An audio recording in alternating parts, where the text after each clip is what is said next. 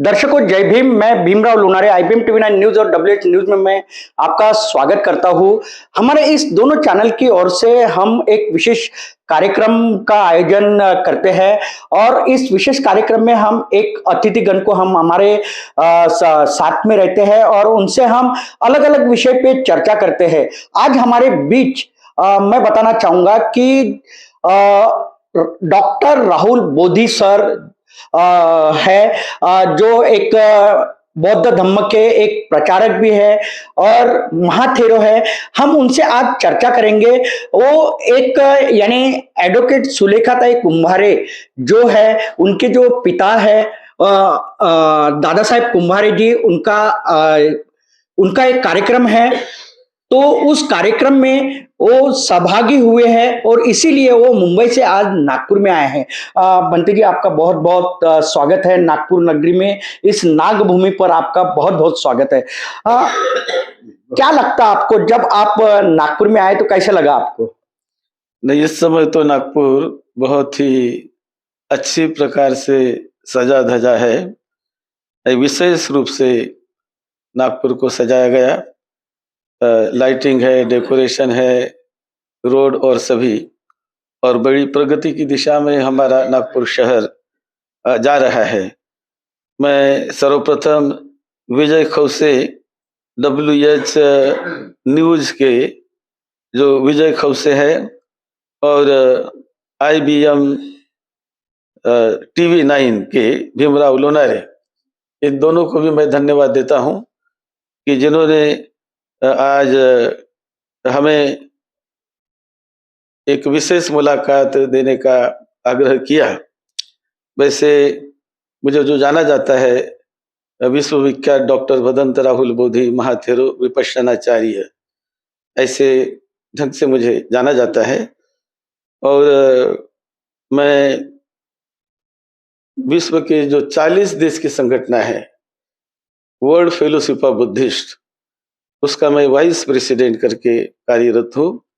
जिस संस्था में, ऑर्गेनाइजेशन में, जो अमेरिका है, इंग्लैंड है, फ्रांस है, German, Japan, China, Korea, Thailand, Sri Lanka आदि कई देश, जो बौद्ध देश, उस संगठन का मैं वाइस चेयरमैन की रूप में हैसियत से काम कर रहा हूँ कई सालों से। उसी प्रकार ऑल इंडिया भिक्खु संघ जो हमारा है, उसका भी मैं डिप्यूटी संघ नायक की हैसियत से काम कर रहा हूँ। और वैसे ही और भी एक संगठन है जो BLIA, Buddha light international association, उसका भी मैं एक चैप्टर का प्रेसिडेंट के रूप में काम कर रहा हूँ, जो 110 देशों में काम करती है संगठन। तो ऐसे बड़े कामों से मैं जुड़ा हुआ हूँ। और मुंबई में मैं रहता हूँ, वहाँ पर जो बाबा साहब के सपनों का एक बड़ा विहार मुंबई में हो जाए, इस दृष्टि से मैं वहाँ काम कर रहा था। और वहाँ 5-6 मंजिल का बुद्ध विहार तो बन गया।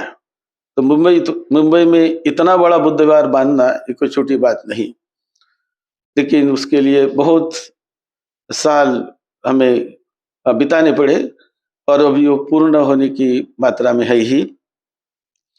तो मैं यहाँ पर जो आया हूँ, हमारे जो एडवोकेट सुलेखाताई कुंभारे, जो माजी मंत्री भी रह चुकी है, और उनके पिता एडवोकेट दादा साहब कुंभारे जो खासदार भी रहे थे, तो हम उन्हें खासदार कुंभारे साहब ऐसा ही बोलते हैं। तो उन्होंने बहुत बड़ा काम किया है कामठी शहर में। आज कामठी शहर का इतना बड़ा उद्धार हुआ। पहले कैसा था वो शहर मैं जानता हूँ, मैं वहाँ पर कुछ साल तक रहा हूँ कामठी में, और नागपुर में भी मैं रहा हूँ।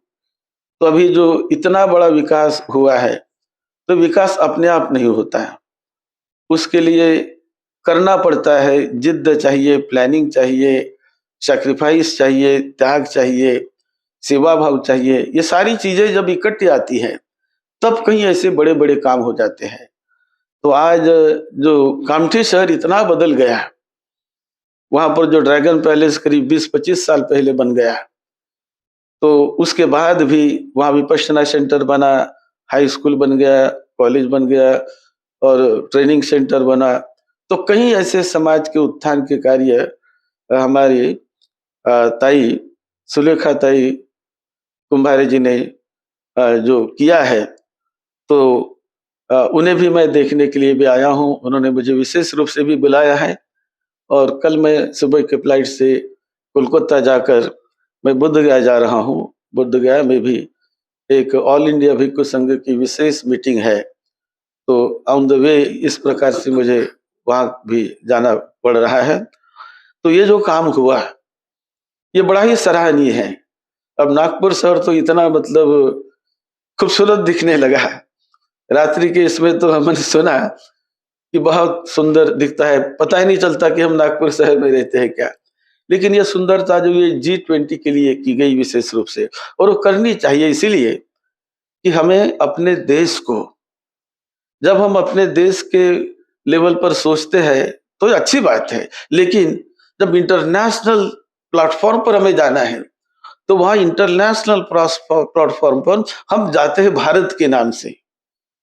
हम किसी एक प्रांत के नाम से नहीं जाते, किसी शहर के नाम से नहीं जाते, भारत के नाम से हम जाते हैं और भारत का नाम वहां रोशन करना चाहते हैं। यूनाइटेड नेशन में हमारा कैसा नाम हो, हर क्षेत्र में कैसा नाम हो, हर क्षेत्र में किस प्रकार से हम प्रगति करें, तो ये प्रगति करने से होती है। आज मैं अभिनंदन करता हूं कि वैसे देश की प्रगति हो रही है। बहुत आप उसका इंफ्रास्ट्रक्चर देखिए, अभी मेट्रो देखिए, बहुत सारी प्रगति हो रही है, तो ये अच्छा ही है, अच्छाई के लिए है। ऐसी प्रगति 20-25 साल पहले विदेशों में हो चुकी है, 50 साल पहले हो चुकी है। आज हम जो कर रहे हैं, क्योंकि हमें भी पीछे नहीं रहना है, हमें करना है। इसलिए मैं बहुत अभिनंदन करता हूँ हमारे केंद्र सरकार का, जो केंद्र शासन पूरी तरह बड़े पैनी नजर से भारत के प्रतिमा को विदेश में कैसा हम ऊंचा उठाए, इस हेतु से केंद्र सरकार भी काम करती है। और उसी प्रकार हमारी महाराष्ट्र सरकार भी, आज महाराष्ट्र सरकार में जो प्रमुख मुख्यमंत्री एकनाथ शिंदे जी है और उप मुख्यमंत्री हमारे देवेंद्र जी फडणवीस है, नागपुर के ही है। तो इनकी जो विजन, इस विजन से मतलब ये जो काम मैं देख रहा हूँ, देश विदेश में जब जाते रहता हूँ, तो पहले का भारत और आज का कुछ साल का जो भारत है, इसमें सही में परिवर्तन हो गया है, ये हम नकार नहीं सकते। और बंटी जी, मैं आपको एक सवाल, आपने जिस प्रकार से बताया तो मेरे मन में एक सवाल सा निर्माण हो गया है। देश प्रगति की ओर जा रहा है, ये तो हमारे लिए बहुत गर्व की बात है। और G20 की बात कही आपने, तो G20 का सम्मान जो हमारे देश को मिला है वो भी हमारे लिए बहुत गर्व की बात है। लेकिन आप बौद्ध धम्म के जितने देश है वहां आप जाते हो, वहां भी आप प्रचार यानी अपना भाषण देते हो और बौद्ध धम्म का आप देखते हो किस प्रकार से प्रचार प्रसार होता है।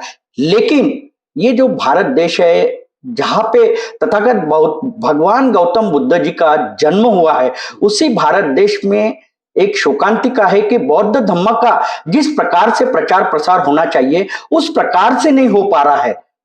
क्या कहोगे आप? नहीं, ये प्रचार प्रसार तो करना है, लेकिन वो प्रचार प्रसार करने की बहुत सारी जिम्मेदारी आती है जो बौद्ध धम्मों को मानते हैं। तो प्रचार हो ही रहा है, नहीं ऐसी बात नहीं। जब हम बौद्ध नहीं थे, 1956 के पहले की अवस्था और आज की परिस्थिति बहुत परिवर्तन हो गया। आज देखिए नागपुर में करीब 300-400 बुद्ध विहार बन चुके हैं, हर मोहल्ले में विहार है, तो ये प्रगति है। और बुद्ध विहार बनने से नहीं ना, जिस प्रकार से प्रगति होना चाहिए, हमारे युवाओं की प्रगति होना चाहिए। क्या आपको लगता नहीं है ऐसी कि बौद्ध धम्म का जिस प्रकार से प्रचार प्रसार होना चाहिए नहीं हो रहा है? नहीं, वो है, लेकिन उसके लिए जिम्मेदार आप हम सभी है, क्योंकि वो प्रचार दूसरे आकर नहीं करने वाले। हमें हर एक परिवार ने जागरूक होकर, हर एक व्यक्ति ने जो अपने आप को बौद्ध कहता है, हर एक व्यक्ति की जिम्मेदारी है कि मैं बुद्ध धम्म के लिए क्या करता हूं, मैं समाज के लिए क्या करता हूं, बुद्ध विहार के लिए क्या करता हूं। ऐसी जिम्मेदारी हर एक परिवार, एक दो नहीं। हम देखते हैं कि कुछ परिवार इतने बदल गए बड़े अच्छे उपासक बने हैं, बड़े अच्छे दायक बने हैं, बड़ा दान देने वाले बने हैं, विहार बांधने वाले बने हैं, विहार को दान देते हैं, जमीन दान देते हैं। ऐसे कुछ परिवार है, लेकिन बहुत से नहीं। तो बहुत से यदि देखा जाए तो 80 या 90% परिवार बहुत दूर है बुद्ध धम्म से। क्यों? कौन जिम्मेदार है? जिम्मेदार वही लोग हैं। नहीं, हमारा भी कर्तव्य बनता है ना, जिस प्रकार से आपने कहा कि यानी अभी पहले का भारत और अभी के भारत में बहुत परिवर्तन हुआ। यानी आपका कहने का उद्देश्य है कि 2014 के बाद जो भारत का प्रगति हुई है वो बहुत अच्छी हुई है और भारत एक उच्च शिखर पर गया है, ऐसे आपने कहा। लेकिन ये नहीं, आप मेरी बात सुनिए, आपने बोले ना, तो इस प्रकार से आप एक यानी बौद्ध धम्म के प्रचारक हो, भंते जी हो, आपको ये नहीं लगता कि देश की प्रगति हो रही है लेकिन हमारे समाज की प्रगति नहीं हो पा रही है? ये दायित्व आपका भी है, ऐसे नहीं लगता आपको? सभी का दायित्व है, सभी का है, हमारा भी है, सभी का दायित्व है। और इसीलिए हमने सभी ने मिलजुल कर कैसे हम बंधुता को बढ़ाए, समता को बढ़ाए, मैत्री को बढ़ाए, प्रेम को बढ़ाए। तो भगवान बुद्ध की शिक्षा यही है कि शांति से, करुणा से, मैत्री से समाज में मैत्री बढ़े, प्रेम बढ़े। और मैत्री से, प्रेम से एक दूसरों के साथ हमें मैत्री बढ़ानी है। और केवल एक ही वर्ग के साथ नहीं, एक ही जाति के साथ नहीं। भारतीय समाज तो बहुत जातियों में विभक्त है। अपने एक जात में मैत्री रहना, अपने एक जात में संगठित रहना, यह बड़ी छोटी बात है, ये कोई बहुत बड़ी बात नहीं। लेकिन हमें मैत्री बढ़ानी है सभी को लेकर यदि हम मैत्री बढ़ाएंगे तो प्रगति होगी ही, द्वेष कम होगा, जिसे कहते हैं हम दूरी कम होगी। पहले जो दूरी थी आज कम होते जा रही है। किस प्रकार से कम हो रही है? ईडी की कार्रवाई आप देख ही रहे हो। अब तो ये तो एक प्रकार से ये नहीं, मैं पॉलिटिकली नहीं बोल रहा आपको, मैं पॉलिटिकली नहीं बता, लेकिन जो देश में आप चाहते हैं कि एकता अखंडता बनी रहे, राज्य में अपने महाराष्ट्र में एकता अखंडता बनी रहे, लेकिन कहीं दिखाई नहीं दे रही है। नहीं, अखंडता तो है ही। आज हमारा भारत संविधान जब से शुरू हो गया तब से इकट्ठा होकर इकट्ठे ढंग से काम कर रहा है। हर क्षेत्र की प्रगति हो रही है। अब एकदम प्रगति नहीं होगी।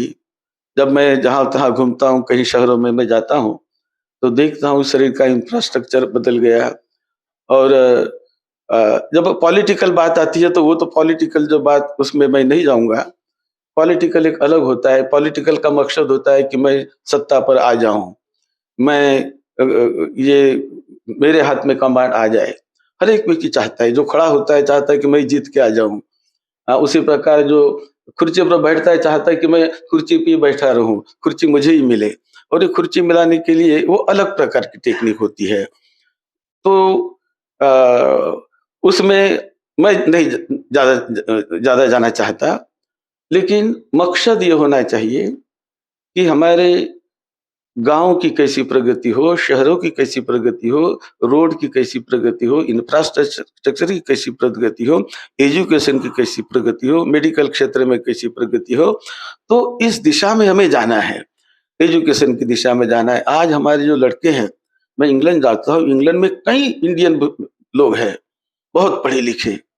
मैं अमेरिका जाता हूँ, अमेरिका में कई लोग हैं। आज कनाडा में है, अमेरिका में है, जापान में है। पहले तो नहीं थे ना, पहले हमारे लिए रास्ता ही बंद था। कोई एक आदमी मैंने जापान में नहीं देखा पहले, कोई एक आदमी हमने अमेरिका में नहीं देखा, कोई आदमी हमने कनाडा में नहीं देखा। लेकिन आज स्वतंत्रता के बाद तो ये जो हम कहते हैं कि प्रगति है, नहीं, प्रगति बात सही है आपकी। जापान हो गया, जितने भी बुद्धिस्ट कंट्री है वहां पे हमने देखा भी है और हमने सुना भी है कि वहां पे जो है वो मानवता दिखाई देती है। या लेकिन ऐसी मानवता हमारे देश में भी होना चाहिए, ऐसे नहीं लगता? और ये दायित्व आपका भी है, ऐसे नहीं लगता कि आपको? क्यों नहीं लगता है? इसलिए तो हम जहाँ वहां जाते रहते हैं, घूमते रहते हैं। लगता है कि हमारा देश ऊंचाई पर जाए, प्रगति करे, हम इज्जत से रहे और मैत्री भाव से रहे, प्रेम से रहे। सबसे बड़ी दुनिया में चीज है प्रेम और मैत्री।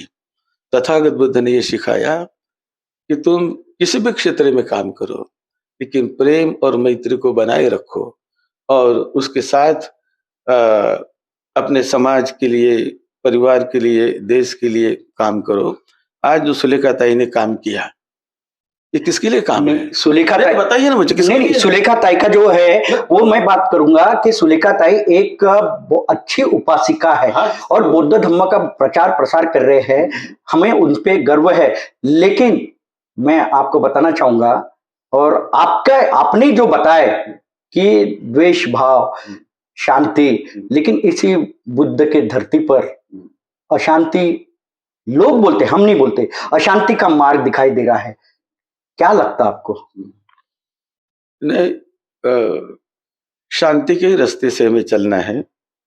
अशांति से कभी किसी का बंटी जी, कल्याण आप खुल के बोलिए, कोई टेंशन नहीं है। नहीं, मैं जो बोल रहा हूँ, अशांति से के रास्ते से चलकर किसी को शांति नहीं मिलने वाली। हमें आग से आग कभी नहीं बुझेगी। तुम आग से आग बुझाना चाहोगे, कभी नहीं बुझने वाली। वो तो निसर्ग का नियम है। आग को बुझाना है तो पानी से भी बुझाना चाहिए, यही नियम है। वो हर जगह पर यही नियम होता है। उसी प्रकार धम्म का नियम है जो तथागत बुद्ध ने सिखाया। मैत्री, करुणा, मुदिता, ये सर्वोच्च ढंग का व्यवहार है जो बुद्ध सिखाते हैं। तो करुणा, मैत्री, मुदिता किन के साथ? सभी के साथ करो, लोगों के साथ करो, सभी के साथ करो। तो इसे यदि हम अपना ध्येय रखकर आगे चलेंगे तो प्रगति होते रहेगी। लेकिन हम द्वेष भावना रखेंगे, तिरस्कार रखेंगे, मतलब डिस्क्रिमिनेशन को हम रखेंगे, तो उससे प्रगति नहीं होने वाली। और ये बाबा साहब ने क्या किया? आपने बराबर बताया। बाबा साहब ने क्या किया कि बाबा साहब ने डिस्क्रिमिनेशन को दूर करने का प्रयास किया। उन्होंने बहुत भोगा, उन्होंने इतने बड़े पढ़े लिखे, उनके ऊपर कितना अन्याय हुआ, लेकिन आज कम हो गया है ना। वो हम बोलते हैं नहीं, उतना नहीं है, उतना नहीं है ना, उतना जो उन्होंने भोगा आज उतना नहीं है, कम हुआ ना। इसको मानेंगे कि नहीं? कम हुआ और कम करना है हमें, कम हुआ, कम करना है। मैंने बताया ना। नहीं, उत्तर प्रदेश में एक उदाहरण तो आपने देखा, पानी पीने गया वो बच्चा और उसको मार डाला। वो कुछ लोग होते हैं इन्हें गिने जो बहुत कम पढ़े लिखे, बड़ी मतलब संकुचित दृष्टि कभी होती है, तो ये लोग ऐसा कभी करते हैं, समझे क्या। लेकिन जो पढ़ा लिखा है, जो बुद्धिमान आदमी है, जो देश के लिए, राजस्थान की घटना है ना, होगी ना, ऐसे इन्हें गिने। परिवार में भी होते हैं ना, 4 भाई जो परिवार में रहते हैं, झगड़ा नहीं होता परिवार में? भाई भाई नहीं लड़ते आपस में? क्यों लड़ते हैं? भाई है ना चारों, फिर भी लड़ते हैं। क्यों लड़ते हैं? अपने स्वार्थ के लिए लड़ते हैं, अपने मकसद के लिए लड़ते हैं। नहीं लड़ना चाहिए, हम कहते कि नहीं लड़ना चाहिए, लेकिन फिर भी एक परिवार में यदि लड़ाई होती है तो ये तो इतना बड़ा परिवार, भारत हजारों लाखों करोड़ों परिवारों से जुड़ा हुआ, तो आप इसको सब एक जैसा हो जाएगा, ये कोई मशीन नहीं है। ये बात आपने सही कही बंटी जी। तो ये होते रहेगा, ये होते रहेगा। लेकिन उससे भी हमें सीख करके भी हमें पॉजिटिव सोचकर कैसे हम आगे चले। बाबा साहब ने निगेटिव सोचा होता तो बाबा साहब भी आगे नहीं जा सकते थे, नहीं कर सकते थे, हम भी नहीं होते, तो हम भी नहीं होते थे, समझे। तो परिस्थिति बदलती रहती है, वो बदलती ही है, और वो निसर्ग का नियम ही है। एक जैसी परिस्थिति बने नहीं रहती, बदल होता है, परिवर्तन होता है, लेकिन वो परिवर्तन अच्छाई के लिए हो, कल्याण के लिए, सभी के अच्छाई के लिए। अब सभी को तो हम नहीं दे सकते, ये बात भी सही है, समझिए जी। मेरा एक सवाल है, मेरे मन में वो सवाल आपको मैं चाहता हूँ कि आप उस सवाल का मेरा जवाब दे। क्या लगता है आपको कि बाबा साहब आम्बेडकर जी ने, जो हमारे महामानव डॉक्टर बाबा साहब आम्बेडकर जी है, उन्होंने इतना अच्छा हमें संविधान दिया, जी, क्या लगता है आपको देश संविधान के मार्ग पे चल रहा है? मैं एक सवाल मेरे मन में आया। मैं नहीं चल रहा ऐसा कभी नहीं कह सकता, क्योंकि संविधान के रास्ते पर ही चल रहा है। संविधान को ही संविधान की शपथ लेकर हमारे जितने भी एमएलए हैं, आमदार, खासदार, सभी संविधान की शपथ लेकर आगे जाते हैं, और संविधान ही प्रमुख है। आज संविधान की वजह से लोगों को कभी शिक्षा होती है, संविधान शिक्षा दिलाता है। लोकशाही धोखे में नहीं है। नहीं, धोखे की बात, लोकशाही भी चाहिए ना, लेकिन संविधान में है कि नहीं? मैं ऐसे मतलब मैं किसी निंदा टीका किसी के मैं नहीं करना चाहता हूँ, समझी क्या। जो भी हमें अच्छा करना है, अच्छे रास्ते से चलना है, और हाथ कंधे से कंधा मिलाकर चलना है। पॉलिटिकल में तो ये स्पर्धा होती रहती है। वो तो पॉलिटिकल मैंने कहा है ना कि जैसे एक परिवार में भी स्पर्धा होती है, तो ये तो इतने परिवार है, लाखों करोड़ों, तो उसमें गुणवान आदमी, बुद्धिमान आदमी, शीलवान आदमी, अ, उसकी तो पूजा जहाँ वहाँ होती रहेगी, उसके गुणों का गौरव होते रहेगा। जो शीलवान आदमी है, शील का गौरव होते रहेगा। बुद्ध ने वही सिखाया, क्या सिखाया बुद्ध ने? कि शीलवान बनो, गुणवान बनो, सदाचारी बनो, सबका कल्याण करने की भावना मन में रखो। इसलिए तो भगवान बुद्ध ने जो घर छोड़ दिया, काहे के लिए? कि लोगों का दुःख कैसे मैं दूर कर सकता हूँ? क्या मैं लोगों को दे सकता हूँ? ये भावना किसी दूसरे के नहीं, मेरे मन में जगे, मेरे जैसे हर एक के मन में जगे, अपनी क्षमता से। हर एक के मन में भावना जगेगी, छोटे के भी मन में जगे, बड़े के भी मन में जगे, मध्यम वर्ग के भी मन, हर के मन में जगे कि क्या मैं दे सकता हूँ, क्या मैं कर सकता हूँ मेरे परिवार के उत्थान के लिए। जैसे एक माता होती है, तो एक माता, उनके 5-6 यदि बच्चे हो, तो हर एक बच्चे की तरफ वो बड़ी अच्छी तरह से ध्यान रखती है, जितना वो दे सके बेचारी, उनकी क्षमता होती है, लेकिन फिर भी वो सबको अच्छे देने का प्रयास करती है। यही हमारा संविधान है, यही हमारी मातृभूमि भारत है। ये भारत की भूमि जो सभी को देती है ना, सभी सभी का हक है इस मातृभूमि पर। आज जो हम हवा लेते हैं, जो पानी पीते हैं, आप हम सभी, कहाँ का पानी है, कहाँ की हवा है? इसी हमारे मातृभूमि से हमें अनाज मिलता है, शुद्ध अच्छी हवा मिलती है, खाना-पीना सब कुछ यहाँ मिलता है। तो इसीलिए हमने अपने मातृभूमि के प्रति, देश के प्रति हमेशा कृतज्ञ रहना चाहिए, वफ़ादार रहना चाहिए। हमेशा मैं उनको वंदन करता हूँ। यही भाव हमारा। मेरा सिर्फ एक आखिरी सवाल। बाबा साहब आम्बेडकर जी का एक सपना था कि देश जो है ये बौद्धमय होना चाहिए। आपका क्या प्रयास रहेगा? बौद्धमय का मतलब है, बौद्ध का मतलब क्या होता है? बौद्ध का मतलब ज्ञानी, ज्ञानी, ज्ञान ज्ञान की पूजा करने वाला हो, अज्ञान की नहीं, भ्रम भ्रांति की नहीं। तो आज ज्ञान के रास्ते पर हम चल रहे हैं। पहले क्या परसेंट था हमारे यहाँ पर पढ़े लिखों का? बहुत कम था। आज कितना परसेंट बढ़ गया है? तो ज्ञान है नहीं है। कितनी प्रगति हो गई? 20-25 साल पहले का भारत देखो, 50 साल पहले का भारत देखो, यहाँ पर करीब पढ़े लिखे लोग 8-9% हो गए, 5-6% हो गए, लेकिन अनपढ़ों की संख्या तो 80-90% थी उस भारत की। आज आज पढ़े लिखों की संख्या बहुत है, ठीक है, काम नहीं मिलता, ये वो अलग बात है, लेकिन पढ़े लिखों की संख्या आज बहुत है, बुद्धिमानों की संख्या बहुत है। कितनी यूनिवर्सिटियां बन गई, कितने हॉस्पिटल बन गए, कितने मतलब कॉलेज और ये वो बन गए। तो ये प्रगति की दिशा में जा रहे हैं। अब देखो, पुणे शहर को जाकर देखो, मुंबई शहर को जाकर देखो, अब नागपुर को भी देखो, तो ये प्रगति की दिशा में हम जा रहे हैं, हम पीछे नहीं जा रहे हैं। और ये हमें सभी ने मिलकर चलना है। पॉलिटिकल अलग अलग विचार रहेंगे, तो वो अलग उनका मतलब ये होता है, मुझे उसका कोई पता नहीं। लेकिन मैं किसी पर कभी, राहुल मोदी जो है, मैं तो मैत्री सिखाता हूँ। मैत्री भावना से मुझे, मैं जैनों के प्रोग्राम में मुझे बुलाते हैं, मुस्लिमों के प्रोग्राम में बुलाते हैं, क्रिश्चियनों के प्रोग्राम में बुलाते हैं, मुझे सिखों के प्रोग्राम में बुलाते हैं। वहाँ सिख प्रोग्राम में, मैं गुरुद्वारा में मुझे बुलाते हैं, बौद्ध प्रोग्राम में तो मैं जाता ही हूँ, हमारे हिंदू भाई मुझे बुलाते हैं, तो हर जगह मैं जाते रहता हूँ। और वहाँ पर हमने, वहाँ स्टॉक एक्सचेंज में मुंबई के सभी धर्म के गुरुओं को बुलाकर हमने सर्वधर्म मंगल मैत्री का कार्यक्रम रखा। कहाँ पर? मुंबई के स्टॉक एक्सचेंज में। एक छोटी बात है, जहाँ देश का सारा व्यवहार चलता है, करोड़ों अरबों की जहाँ पर मतलब उलाढाल होती है, वहां पर एक शांति के लिए हमने दो पिछले साल, शायद कुछ 1.5 साल 2 साल हो रहे होंगे, तो ये मंगल मैत्री का प्रोग्राम हमने रखा है, डॉक्टर राहुल मोदी ने। तो मेरी जो दृष्टि है देखने की, मैं उसी दृष्टि से देखता हूँ कि सबका मतलब सबकी प्रगति हो, सबको सुख शांति मिले, मैत्री बढ़े हम लोगों में। क्या हम आखिर ले जाने वाले हैं अपने साथ? कुछ नहीं ले जाएंगे। झगड़ा फिसद करते रहेंगे तो कुछ लाभ नहीं होगा हमारा। आज हम देखते हैं ना, नजदीक का पाकिस्तान देखिए और हमारा भारत, कितना अंतर है। क्यों? ये संविधान की शक्ति, यहाँ संविधान में वो शक्ति है कि जो सबको बांधे रखती है, सबको दिशा दिखाती है, सबको रास्ता दिखाती है। संविधान की तरफ उंगली रखकर सब लोग वहां पर हमारे जो न्यायाधीश है सभी लोग हैं न्याय देने का प्रयास करते हैं, अधिक से अधिक कैसे हम न्याय दें। तो इसलिए मैं सोचता हूँ कि भाई इसी